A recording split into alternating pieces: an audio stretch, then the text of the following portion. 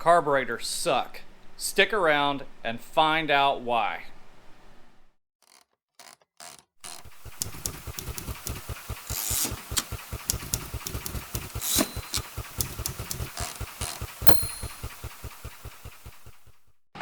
Yeah, it's true. Carburetors suck. It's part of your motorcycle's 4-stroke combustion series, which is the first part of it. Suck. It sucks the air in and mixes it with fuel and enters the combustion chamber.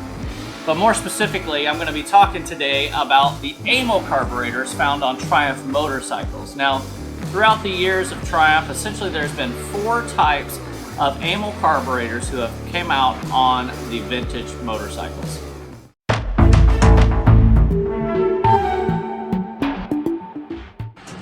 Now, the first carburetor that we're going to be talking about today is the AMAL standard carburetor. These are oftentimes referred to as pre-monoblocks, and the way to easily identify them is that they have a float bowl that is separated from the actual chamber of the carburetor. Now, this standard AMAL carburetor was designed in the 1920s, but it did not receive application to the Triumph motorcycles until 1929.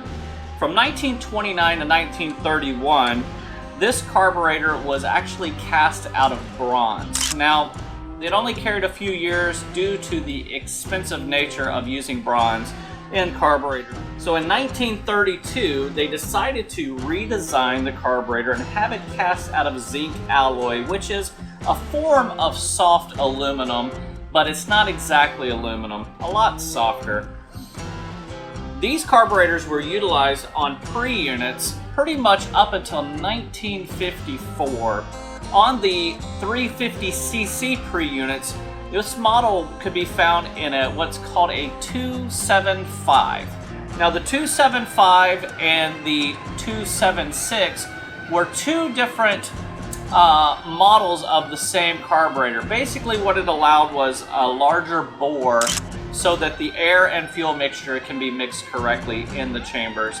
Now, this carburetor finally found its end around 1954. But from 1952 to 1958, on the Thunderbird model 650 Triumph, there was a different type of carburetor that was used on those models, and that was called the SU carburetor.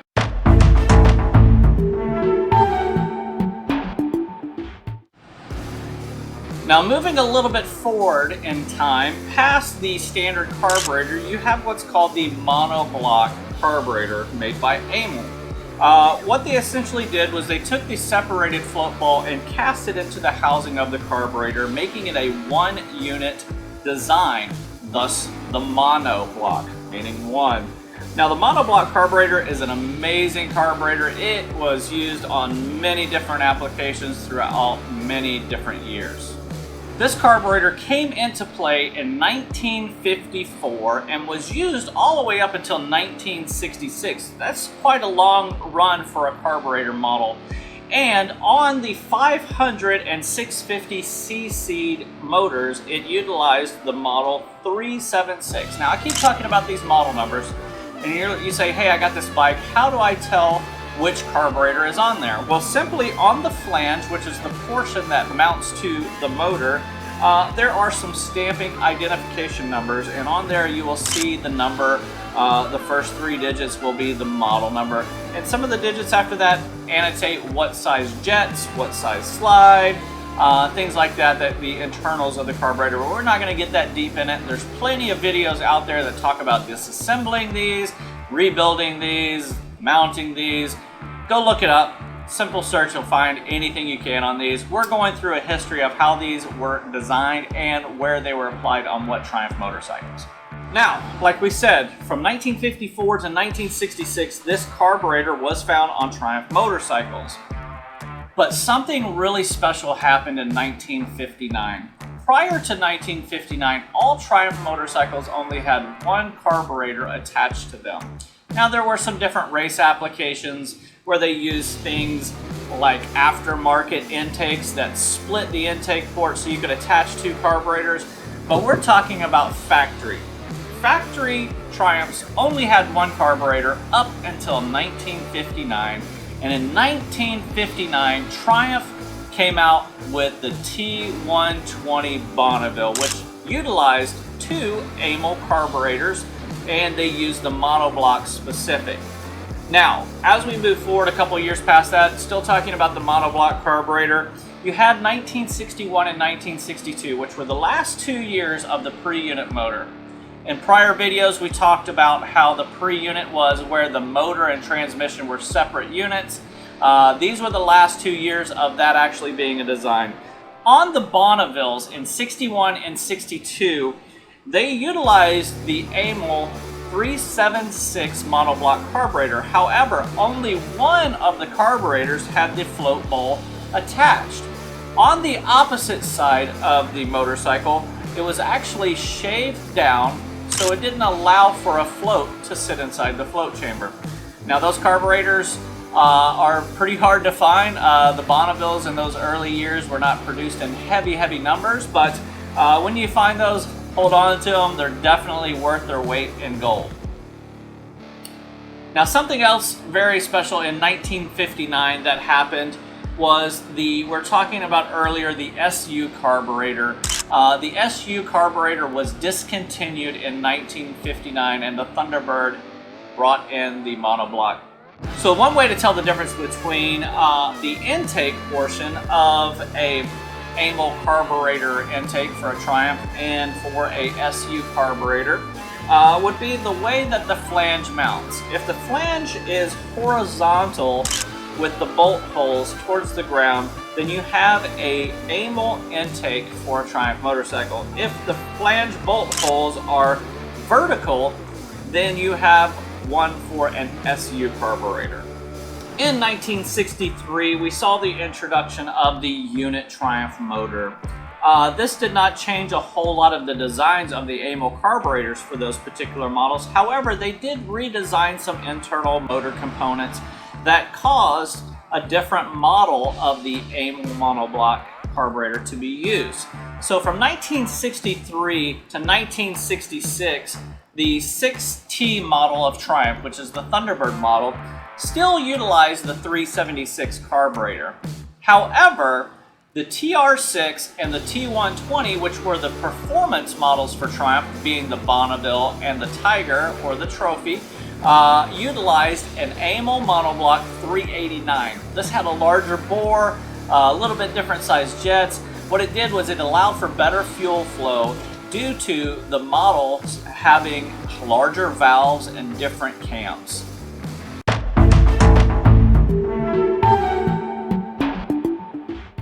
Now that brings us up to 1967. In 1967, Triumph transitioned over to the AMAL Concentric carburetor. An amazing design carburetor. What they did was essentially they transitioned from the float bowl being on the side of the carburetor to the float bowl being on the bottom. What this did was it allowed for a more efficient flow of fuel into the carburetor, into the motor. These carburetors were utilized from 1967 all the way through 1978 on the Triumphs, both on the 650cc and the 750. On the 650 series, they utilized the 900 series AMAL Concentric carburetor.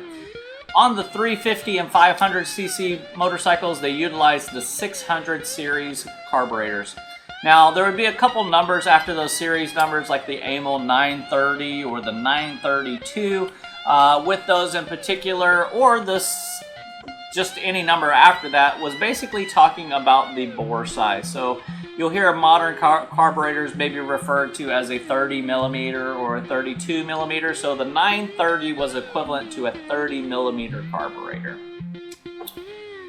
These carburetors were used on both of the single carb applications and the dual carb applications. Obviously, with the dual carb, they would utilize different size jets, different size slides, but essentially the same housing, just changing some internal components.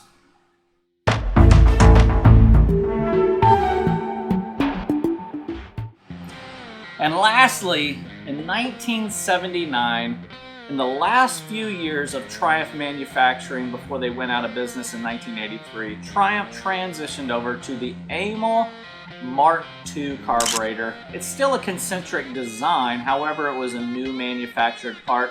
An amazing, amazing carburetor. Unfortunately, I do not have one of those on hand to be able to show you guys the difference of them, but a great carburetor nonetheless. It was utilized on all of the 750 models, both the Bonnevilles and the Tigers. So that's essentially it. Now there are a few other components that you will see attached to your carburetors, and I wanted to just kind of give an overview really quickly on what those components are. In the Monoblock series carburetors, a lot of the guys in the racing applications were finding that they were becoming fuel starved. They wouldn't have enough fuel in the carburetor bowl to continually feed into the motor.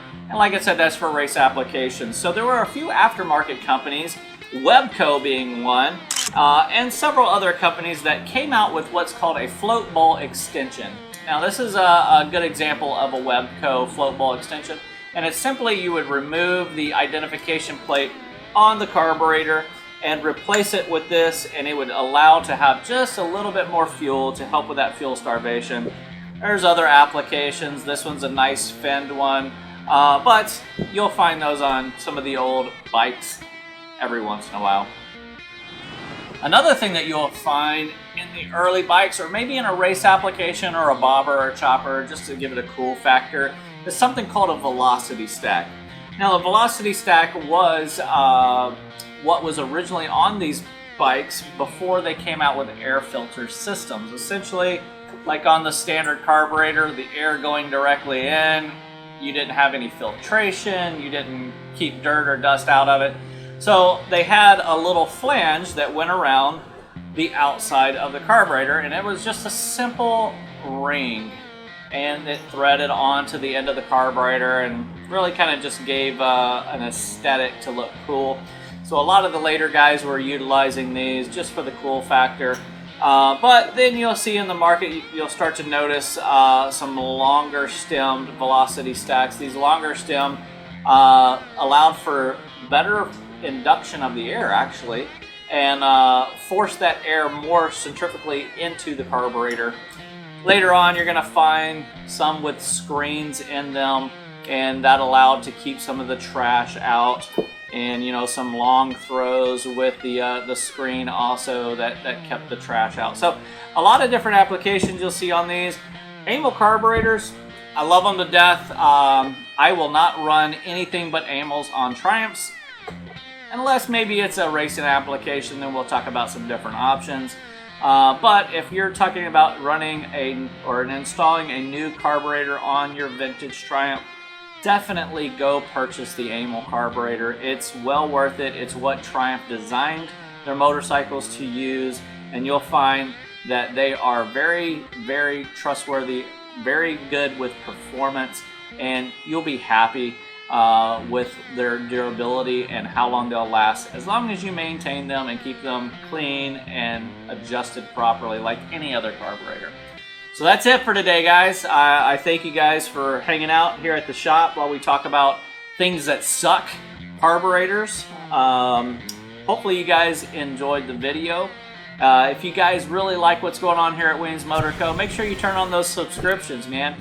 Hit that thumbs up and turn those notifications on and let everyone know what's going on right here at Weems Motor Co. Peace.